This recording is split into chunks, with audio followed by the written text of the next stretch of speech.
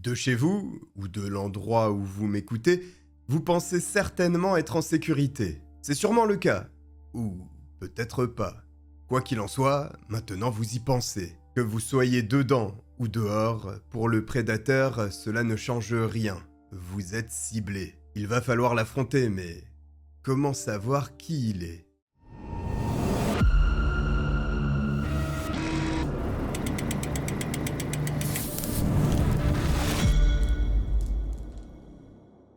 Le 12 juillet 1986, du côté de New York, dans le Queens, voici une très belle nouvelle pour Philippe et Cathy Vetrano, avec l'arrivée au monde de leur seconde petite fille qu'ils nomment Karina. La famille passe des jours paisibles dans ce petit coin de New York où la communauté italienne y est majoritaire.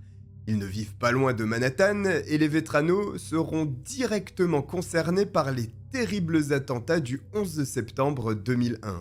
D'une part, ils résident assez proche de Manhattan, où les tours du World Trade Center se sont écroulées.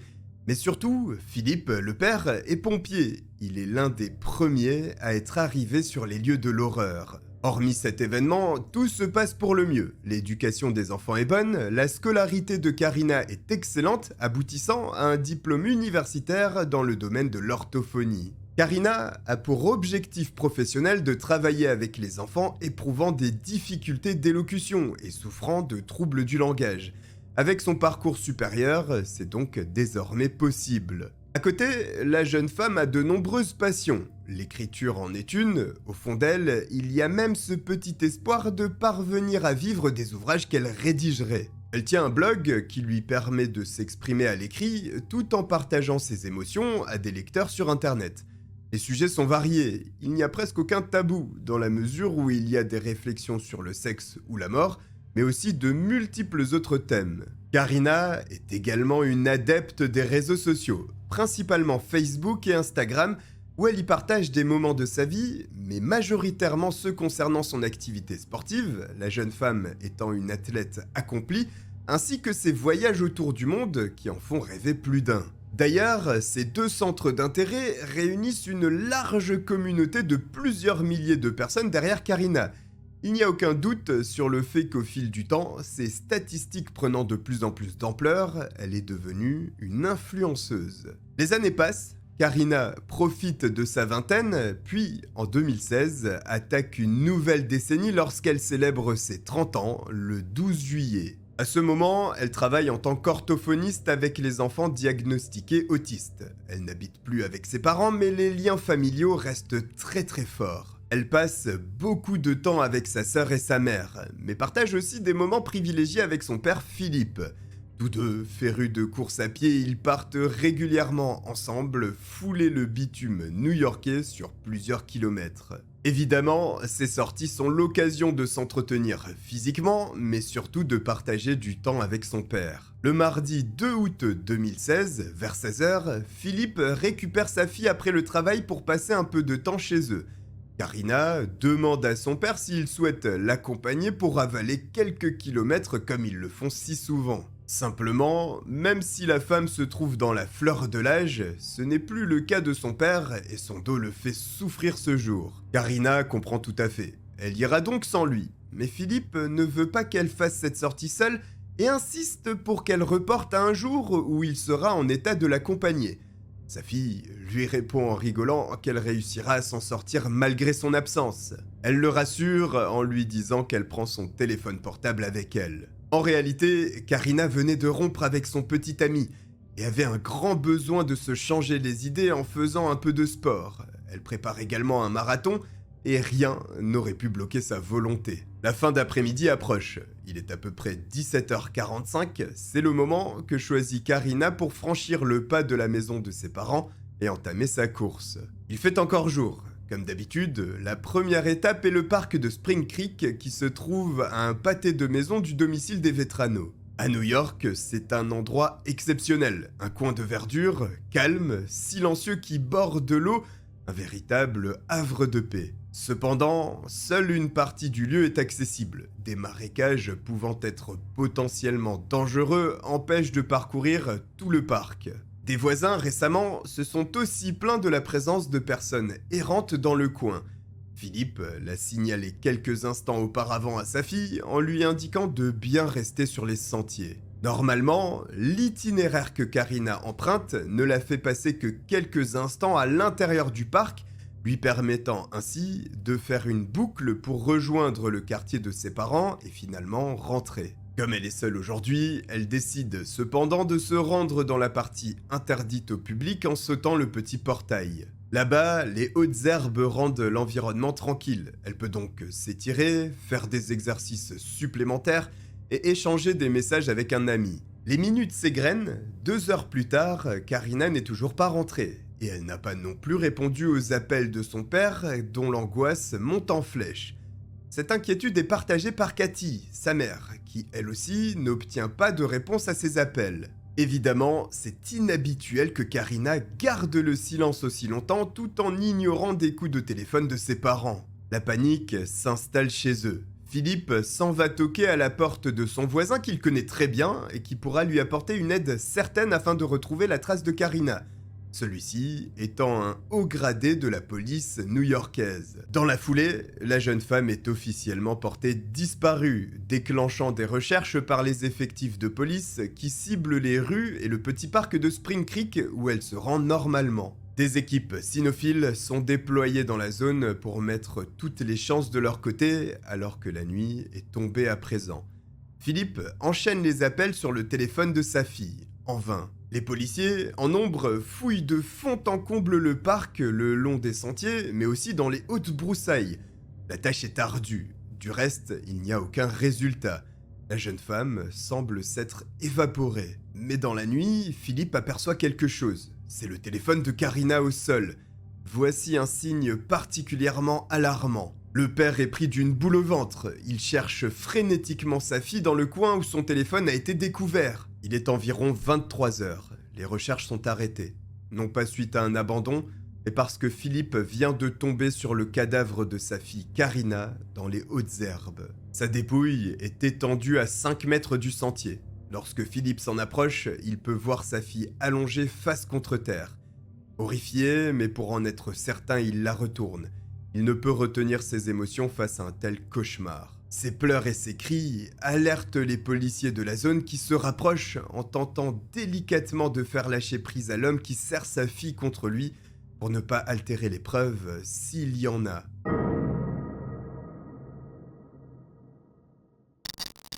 Les premières constatations donnent froid dans le dos, puisqu'à l'évidence, Karina a été sauvagement agressée. Pas besoin de l'autopsie qui sera faite le lendemain pour le comprendre. La jeune femme a encore les poings serrés.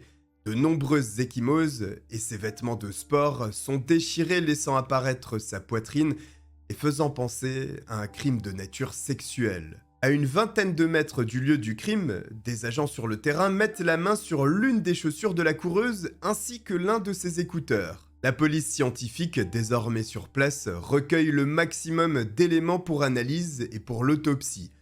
Philippe, quant à lui, doit retourner à la maison, informer Cathy de l'horrible nouvelle. Tandis qu'il franchit la porte d'entrée, il n'a pas besoin d'énoncer le moindre mot. Sa femme a déjà tout lu sur son visage et s'effondre en larmes dans ses bras. Le lendemain, il n'y a pas moins de policiers sur les lieux. D'une part, parce que l'affaire est prise au sérieux, et d'autre part, parce qu'il y a une grogne des résidents du coin qui avait déjà remonté à plusieurs reprises le fait que des personnes étranges traînaient dans ce parc.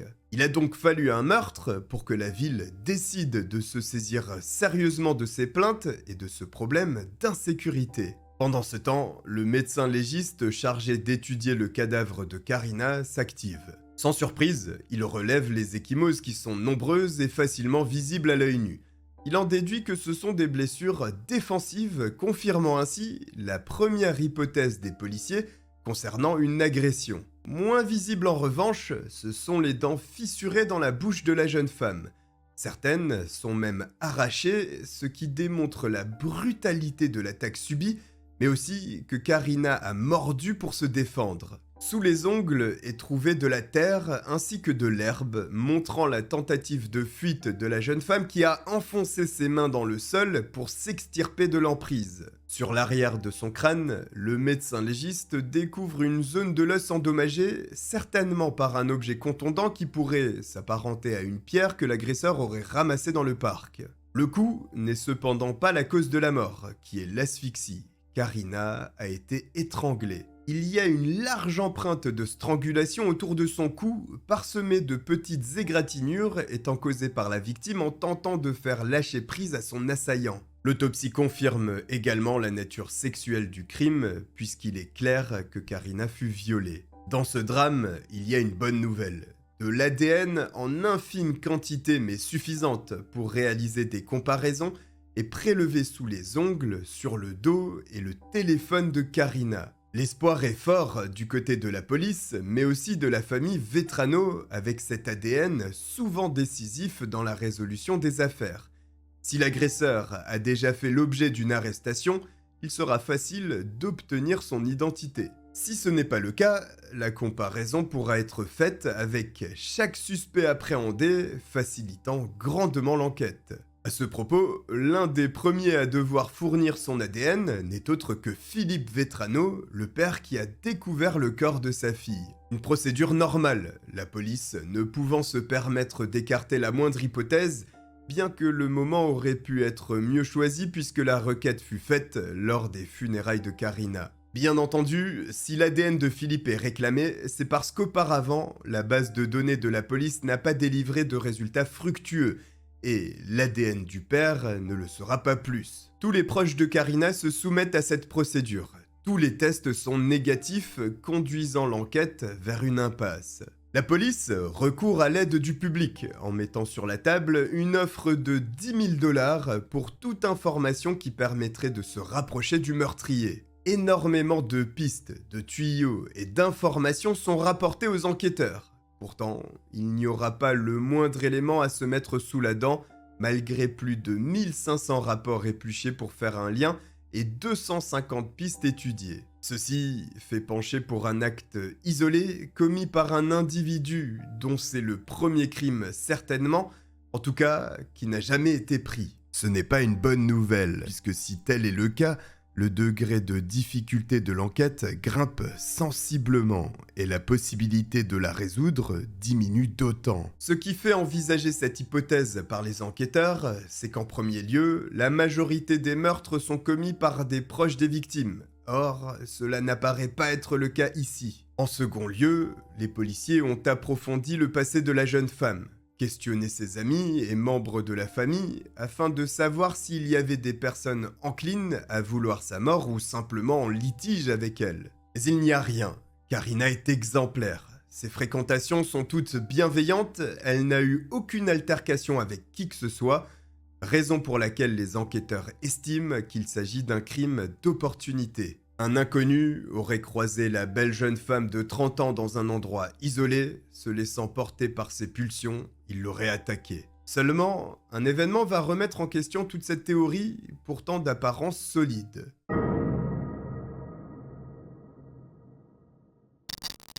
5 jours se sont écoulés depuis le meurtre sordide de Karina, et la police est toujours enlisée sans suspect. Une nouvelle parvient cependant. À Princeton, dans le Massachusetts, le corps d'une jeune femme de 27 ans qui courait dans un endroit isolé est découvert au milieu de hautes herbes. Les similitudes sont trop grandes pour être ignorées. Y aurait-il un tueur en série impliqué dans cette affaire ? À première vue, les procédés semblent similaires. Par chance, la réponse sera rapide, de l'ADN ayant été retrouvé sur le corps de la seconde victime. Il n'y a donc qu'à comparer celui-ci aux échantillons du cas de Karina. Contre toute attente, les deux ADN sont différents. Les deux meurtres ne sont pas liés, il s'agit simplement d'une énorme coïncidence qui renvoie la police new-yorkaise dans son bourbier. Alors, les enquêteurs continuent de travailler avec l'un des seuls éléments concrets qu'ils possèdent, c'est-à-dire l'ADN qu'ils testent sur de nombreux individus, sans succès. 4 semaines plus tard, le 31 août 2016, un espoir surgit puisqu'un homme se présente au commissariat indiquant qu'il a des informations. Il s'agit d'un agent de service public de la ville de New York. Le jour du meurtre de Karina, il se trouvait dans la zone interdite au public et aurait aperçu un homme sortir des hautes herbes en courant, prenant la direction du nord et la route Belt Parkway. Le témoin affirme que le laps de temps correspond à la fourchette horaire où Karina a été tuée. Mieux que ce simple témoignage, l'homme est capable de donner suffisamment de détails pour qu'un portrait robot soit établi. Une fois réalisé, il est diffusé au public en croisant les doigts pour que ce visage fasse basculer l'affaire. Les policiers ne s'attendent pas nécessairement à ce que la personne sur le croquis soit le meurtrier. Il se peut très bien qu'il s'agisse d'une personne ayant eu peur au moment de l'attaque et qui se soit enfuie, ou même un passant qui aurait peut-être de plus amples détails à raconter. En vain. C'est une nouvelle impasse, malgré des éléments intéressants tels que l'ADN et le portrait robot. Des enquêtes ont été résolues avec moins que ça. Malheureusement, de longs mois s'écoulent sans qu'il n'y ait le moindre avancement. Il faut attendre le 4 décembre 2016 et l'arrivée du FBI pour faire bouger les choses. Les profilers de l'agence fédérale se penchent sur le meurtrier avec les détails que la police de New York leur fournit. Selon eux, l'individu est de la région, connaît le parc et l'endroit où il est passé à l'acte. Il savait que c'était calme, qu'il y avait peu de passages et qu'il pourrait commettre une agression assez tranquillement, même en plein jour. Il n'est pas impossible que l'agresseur vivait dans ce parc, ou très proche, mais qu'à présent, par crainte de se faire prendre, il a fui, et ne devrait pas se trouver proche du lieu. Avec ce profil, la police entreprend de nouveaux tests sur les hommes afro-américains du coin, en se basant sur le témoignage. Mais comme l'indique le FBI, il y a très peu de chances pour que cela aboutisse. Effectivement, il ne se passera plus rien jusqu'en février 2017, lorsque le lieutenant John Russo, l'un des détectives en charge de l'affaire, ne se souvienne de quelque chose. Le 30 mai 2016, 2 mois avant l'attaque de Karina, il n'était pas en service, s'apprêtait à rentrer chez lui dans le Queens, quand il a aperçu une personne suspecte d'après lui. Malgré la chaude soirée new-yorkaise, l'individu est vêtu d'un pull avec une capuche qui recouvre sa tête. Au-delà de la tenue vestimentaire, c'est surtout son attitude qui a piqué la curiosité du policier. Il marche lentement tout en s'arrêtant devant chaque maison du quartier, comme s'il les inspectait en vue d'un futur cambriolage. Évidemment, même s'il est en dehors de son service, John Russo traque l'individu discrètement. Il le piste 45 minutes durant, avant de contacter ses collègues, mais le temps de l'appel, il perd sa trace. Le lendemain, ce même individu est signalé par un commerçant du coin qui l'a repéré en train de rôder autour de son magasin, équipé d'un pied de biche. La police est contactée, elle interpelle le jeune homme, mais ne le retient que 15 minutes avant de le relâcher, tout en prenant son identité, aucune infraction n'ayant été commise. Mais John Russo a été informé de l'interpellation de ce rôdeur par ses collègues, et il pense qu'il faudrait regarder de son côté parce qu'il est un habitué du parc où Karina fut tuée. À plusieurs reprises, il a été réprimandé pour des délits mineurs, comme la fois où il urinait à l'extérieur ou d'autres fois lorsqu'il traînait dans les zones interdites au public du parc.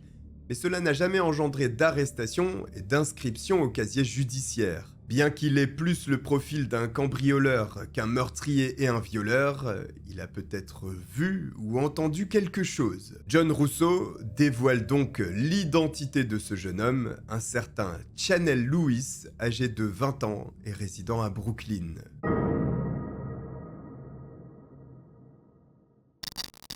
Les enquêteurs investiguent donc sur Chanel. Ils se rendent à son domicile de Brooklyn, qui se situe à moins de 5 km du lieu du meurtre. Le jeune homme de 20 ans vit avec sa mère, ses 2 sœurs et leur enfant. Malgré ces vérifications, les policiers ne sont pas persuadés qu'ils tiennent leur homme. Chanel, même avec ses écarts dans le parc et son attitude étrange lorsqu'il rôde, n'en reste pas moins d'apparence un jeune homme à la vie classique. Il est même plutôt bon à l'école et se destine à travailler dans le social afin d'aider les personnes en difficulté. Rien dans le passé de Chanel ne laisse envisager qu'il puisse être un prédateur sexuel, si ce n'est une chose. En questionnant les enseignants qui ont fréquenté le garçon, l'un d'entre eux révèle un fait troublant mais aussi inquiétant. Chanel aurait dit mot pour mot qu'il voulait poignarder toutes les filles de l'école. Une phrase choquante qui pousse les enquêteurs, n'ayant d'autres pistes de toute manière, à se concentrer sur Chanel. En approfondissant les investigations, il est découvert que le jeune homme était dehors le soir du meurtre de Karina. Plus curieux encore, en rentrant, il était ébouriffé et ses habits étaient en partie déchirés. Lorsque sa mère lui a demandé pourquoi il était dans un tel état, il lui a répondu qu'il venait de se faire agresser dans le parc. Ce qui expliquerait sa fuite et le témoignage de cet employé de la ville de New York qui a vu un jeune homme partir en courant. Ce n'est pas tout. Le lendemain de l'agression de Karina, le 3 août 2016, le père de Chanel l'a accompagné à l'hôpital pour qu'il puisse soigner les blessures causées par l'attaque qu'il avait subie la veille. Les enquêteurs, pour s'en assurer, se rendent à l'hôpital armés d'un mandat, les autorisant à consulter les données médicales et les soins apportés au jeune homme. Effectivement, Chanel s'est bien rendu à l'hôpital pour des blessures sur ses bras, son corps et l'une de ses mains. La plupart étaient des sortes de coupures qui ont été traitées par des médecins des urgences. L'histoire du jeune homme jusque-là paraît plausible. Seulement, pour les enquêteurs, les événements qu'il raconte pourraient tout à fait concorder avec l'agression de Karina. Le samedi 4 février 2017, au soir, Chanel Louis s'est arrêté pour être interrogé au commissariat le lendemain matin. Mais une nouvelle fois, le doute s'installe lorsque, volontairement, le jeune homme suspecté fournit son ADN aux policiers pour qu'ils puissent le comparer avec celui retrouvé sur Karina. S'il avait été le meurtrier, se serait-il risqué à une telle chose? Peu importe. Le voici dans les locaux de la police et le matin du 5 février, l'interrogatoire démarre. Chanel reconnaît que le 2 août 2016, il se trouvait seul dans le parc où Karina fut tuée aux alentours de 17 h. Il précise qu'il n'était pas dans les hautes herbes, mais bien sur les sentiers en terre. Il admet également qu'il a croisé une fille faisant son sport, étant en train de courir, un téléphone à la main, tandis que lui marchait en écoutant de la musique. Une fois certain de l'horaire, ainsi que de sa localisation le soir du 2 août, les policiers posent la question fatidique. S'est-il passé quelque chose quand il a croisé cette femme? En guise de réponse, il n'y a qu'un haussement de la tête de la part de Chanel dans un premier temps. Puis, un timide oui se fait entendre avant qu'un silence ne s'installe. Les enquêteurs relancent en demandant ce qu'il y a eu, et la réponse n'est pas claire. Chanel, qui semble mal à l'aise, dit qu'il y avait de la colère, et une chose en entraînant une autre, il s'est passé ce qu'il s'est passé. Voici des semi-aveux que les policiers doivent approfondir pour permettre à un jury populaire, s'il devait y avoir un procès, de bien comprendre la situation. Chanel explique qu'il se baladait dans le parc en écoutant de la musique. Lorsqu'il a croisé cette femme, la première chose qu'il a notée était qu'elle était seule, et donc qu'il pouvait la suivre discrètement. Il la laissait passer à côté de lui avant de se retourner, la poursuivre, puis la saisir au niveau des épaules en la faisant tomber au sol et la frappant fortement de manière répétée au visage à 5 reprises. La jeune femme, selon lui, n'a pas eu le temps de crier puisqu'avec la puissance des coups, il lui a brisé de nombreuses dents, ce qui l'a d'ailleurs blessé profondément à l'une de ses mains. La bagarre a duré environ 5 minutes, durant lesquelles Karina s'est débattue comme elle le pouvait, en essayant de griffer et mordre son assaillant, malgré des dents cassées, partout où ses mains pouvaient se poser et sa mâchoire mordre. Chanel a été si brutale que Karina était à peine consciente. Il l'a donc traînée hors de l'étroit sentier dans les hautes herbes où il lui a retiré partiellement ses vêtements et sous-vêtements. C'est à un endroit du parc proche de l'eau qu'il a violé la pauvre Karina. De ses mots, elle bougeait à peine. Il a donc violemment saisi son cou avec ses 2 mains, puis a pressé pour bloquer sa respiration jusqu'à ce qu'elle meure. Chanel explique que rien n'était prémédité. Il ne connaissait pas Karina avant de l'attaquer. Mais alors, quel est le mobile? Il indique qu'il avait l'habitude d'habiter à plusieurs endroits, mais que chez sa mère, depuis des jours, un caïd du quartier mettait de la musique à un volume déraisonnable durant des heures et des heures. Ceci a fait monter une haine viscérale chez le jeune homme qui s'en est donc pris à sa pauvre victime. Ces confessions de la part de Chanel Lewis conduisent à son arrestation pour le meurtre de Karina Vetrano. Entre-temps, le sort du jeune homme semble définitivement scellé lorsque reviennent les résultats de la comparaison des échantillons ADN, puisque ceux-ci, sans surprise, correspondent, prouvant ainsi que Chanel Lewis a été en contact avec Karina. Les policiers doutent sur un point, la préméditation, dans la mesure où la justification avancée par le suspect n'a pas réellement de sens. Un événement aussi anodin que la musique trop forte aurait conduit à un meurtre de nature sexuelle. Les enquêteurs pensent que Chanel, qui avait l'habitude de traîner dans ce parc, avait déjà vu Karina courir accompagnée de son père, puisque c'était leur itinéraire habituel. Mais d'un autre côté, son meurtrier n'aurait pas pu savoir qu'elle ne serait pas accompagnée ce jour-là, et il est difficile d'imaginer qu'il serait passé à l'acte avec la présence de Philippe. Quoi qu'il en soit, les policiers ainsi que le procureur considèrent que le dossier est suffisamment solide pour entamer la procédure judiciaire pour homicide volontaire sans préméditation.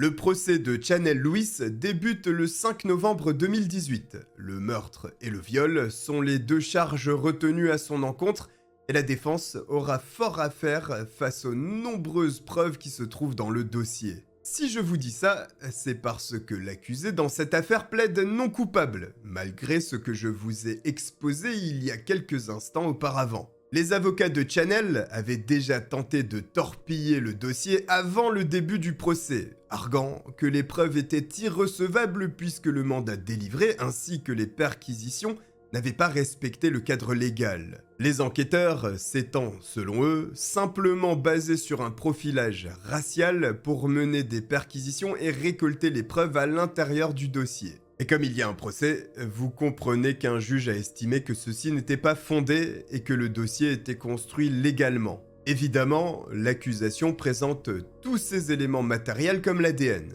Il est d'ailleurs expliqué par les experts que les endroits où celui-ci a été retrouvé sont importants. Le fait que l'ADN de Chanel soit découvert sous les ongles, le cou et le dos de Karina démontre qu'il y a eu une lutte physique. Ensuite, ces tests ne sont pas infaillibles, mais restent tout de même extrêmement précis.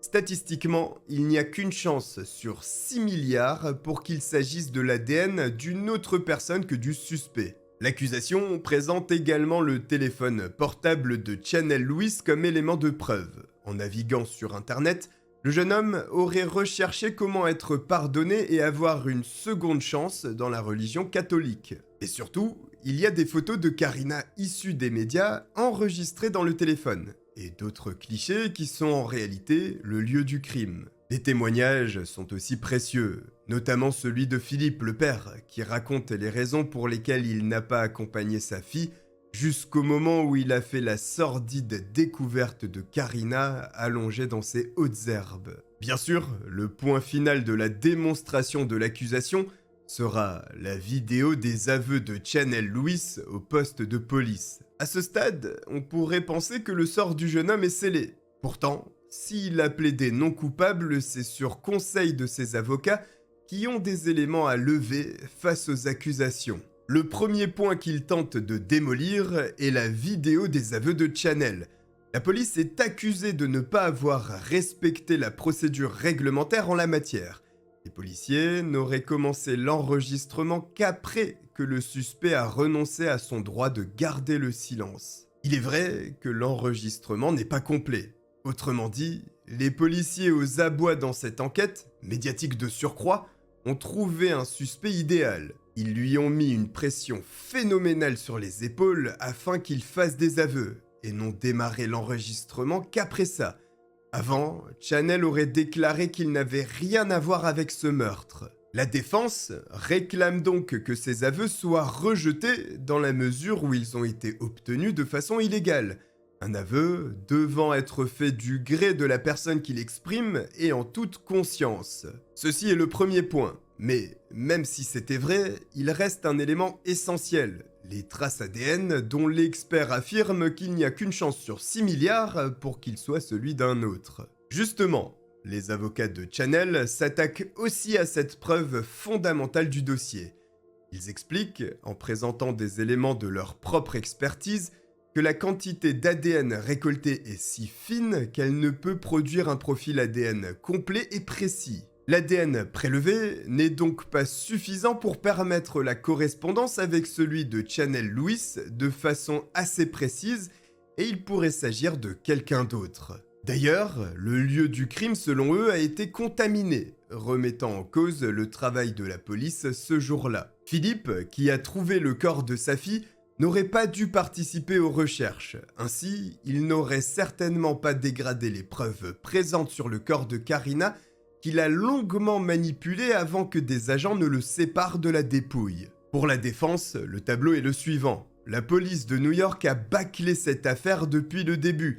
C'est pour cette raison que les enquêteurs se sont rapidement trouvés enlisés dans une investigation qui, a priori, est impossible à résoudre. Du jour au lendemain, l'un des enquêteurs se rappelle d'un jeune homme qui rôdait dans le coin, décide d'approfondir, et comme par hasard, il trouve le meurtrier, alors qu'il y avait une pression monstrueuse et que même le maire de la ville s'était impliqué dans le terrible meurtre de Karina. C'est pour cette raison que les avocats de Chanel Lewis réclament tout bonnement son acquittement. Après avoir écouté les deux versions, c'est donc au jury de trancher. Contre toute attente, la tâche n'est pas aussi simple qu'elle aurait pu le paraître, et ses membres ne parviennent pas à délibérer. Ceci conduit à quelque chose d'extrêmement rare, mais le procès est annulé. Dans le sillage de cette annonce, le procureur signale qu'une seconde procédure sera lancée, ce qui est le cas en mars 2019. Une nouvelle fois, les arguments des deux camps sont exposés, et le jury est sollicité pour indiquer si Chanel Lewis est coupable ou non. Après 5 heures de délibération, le verdict tombe. Chanel Lewis est reconnu coupable du meurtre de Karina Vetrano. Le 23 juillet 2019, le jeune homme est condamné à une peine d'emprisonnement à vie, sans possibilité de libération conditionnelle. Pourtant, Chanel Lewis continue de clamer son innocence. Ses avocats continuent de travailler pour faire rejuger l'affaire. Ils expliquent qu'ils auraient reçu une lettre anonyme de l'un des policiers chargés de l'enquête indiquant qu'un complot avait été monté. Et plus aucune procédure n'aboutira. Chanel Lewis devra purger sa peine ayant été reconnu coupable définitivement. Une affaire qui de prime abord paraît évidente. Seulement, a priori, les éléments apportés par la défense semblent avoir créé suffisamment de doutes chez les membres du premier jury. Et selon vous, Chanel Lewis est-il coupable ou non? Si vous avez apprécié que je vous raconte cette histoire, n'hésitez pas à vous abonner en activant la cloche, à me suivre sur mes réseaux sociaux en description de cette vidéo. Je vous remercie de m'avoir regardé et je vous dis à très bientôt. Bye.